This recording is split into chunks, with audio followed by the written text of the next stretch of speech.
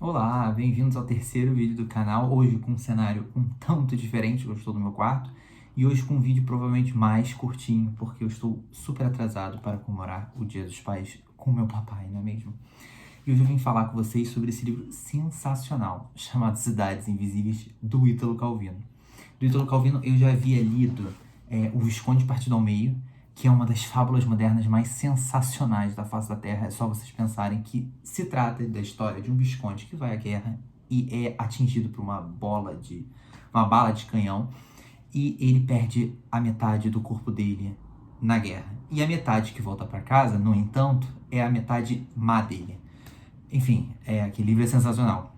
Li ano passado, fiquei apaixonado e decidi dar continuidade à obra do autor. E eu peguei esse livrinho aqui que eu encontrei num sebo, nessas edições que eu acho sensacionais, sabe, da Companhia das Letras, que eu acho super elegante essas edições do Ítalo Calvino.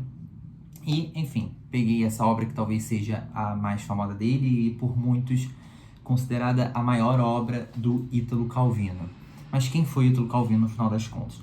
O Ítalo Calvino foi um autor italiano, ou melhor, ele nasce em Cuba, mas a família dele é italiana e logo, enfim, nos primeiros meses, primeiros anos de vida, ele retorna à Itália e produz toda a sua obra literária na Itália em italiano. Então ele é considerado, portanto, um autor italiano, um dos maiores autores italianos da metade do século XX. E esse livrinho aqui, ele é um tanto difícil de conversar sobre ele, mas eu pensei, e aí eu peço perdão honestamente para as pessoas que conhecem a obra do autor e que são fãs, mas esse livrinho me lembrou muito, e eu pensei em uma forma de conseguir resumi-lo aqui para as pessoas.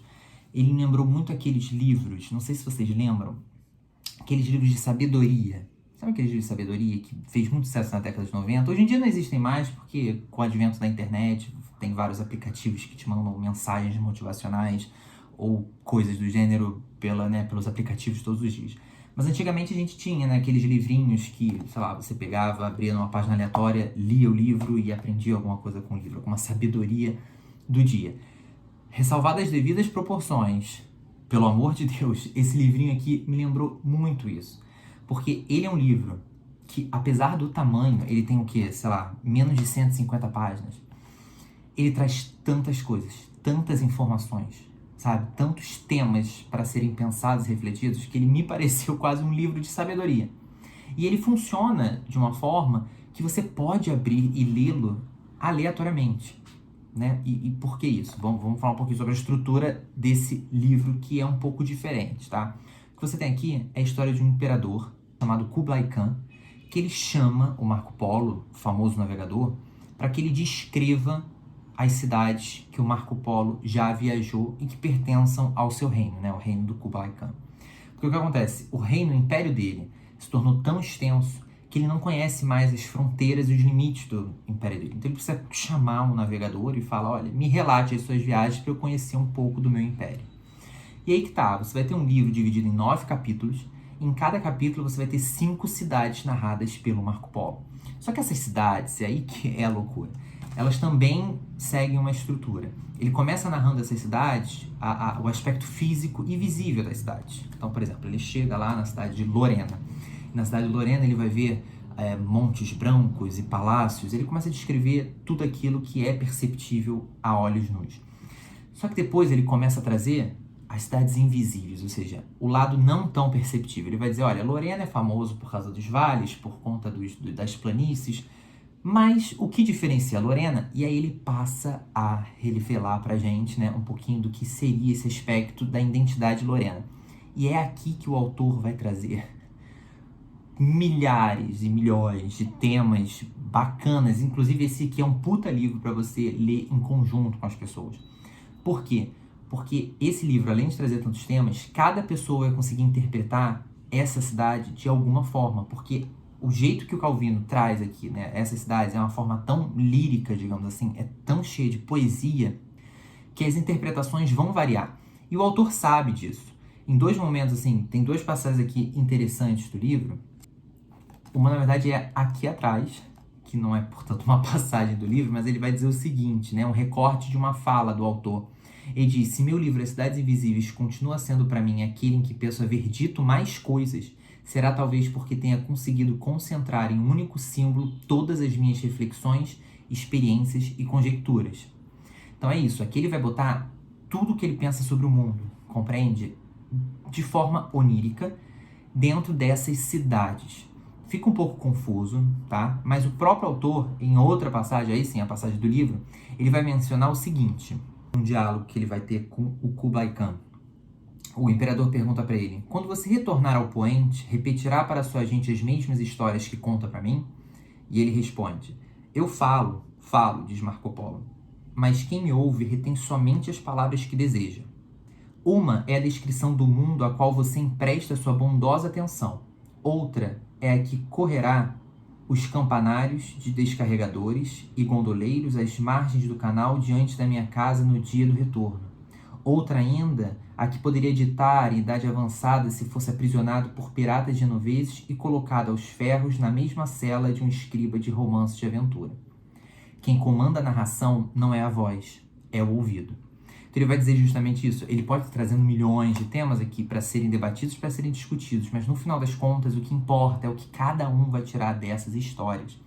E esses 9 capítulos são sempre introduzidos por um diálogo entre o Kublai Khan, né, o imperador Kublai Khan, e o Marco Polo, onde também você vai ter uma série de temas aqui discutidos e debatidos.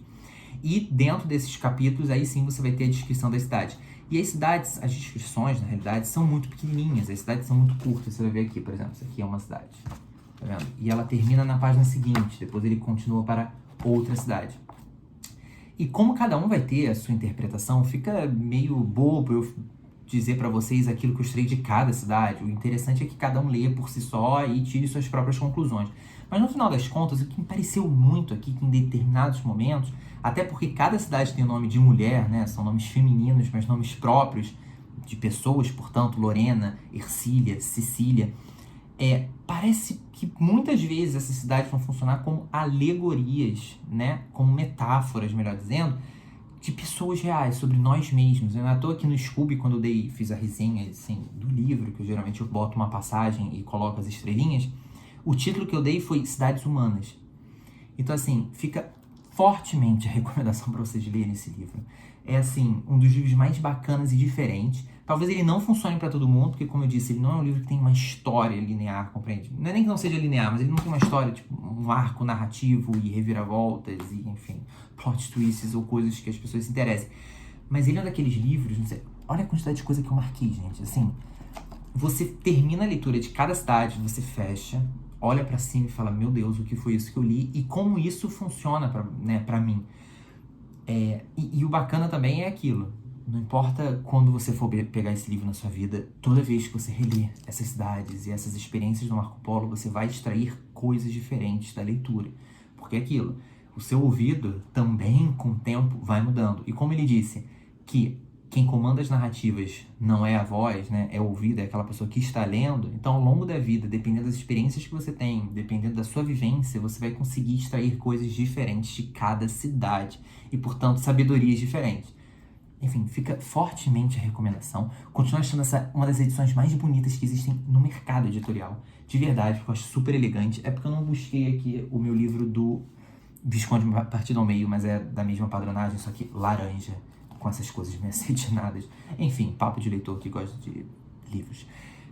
Recomendo a leitura, muito bom. Deixem no comentário aí se vocês já leram esse livro, se vocês têm vontade. Curtam, compartilhem. E eu vou ver se eu consigo botar a descrição de uma cidade, ou no comentário, ou no final do vídeo aqui, só para vocês terem uma ideia de como funciona a escrita do autor, tá? E mais ou menos o que eu quero dizer com as sabedorias de cada cidade, tá bom? Vamos ver se vai dar certo, porque eu tô cheio de pressa. Hoje é domingo, dia dos pais, eu tenho que correr.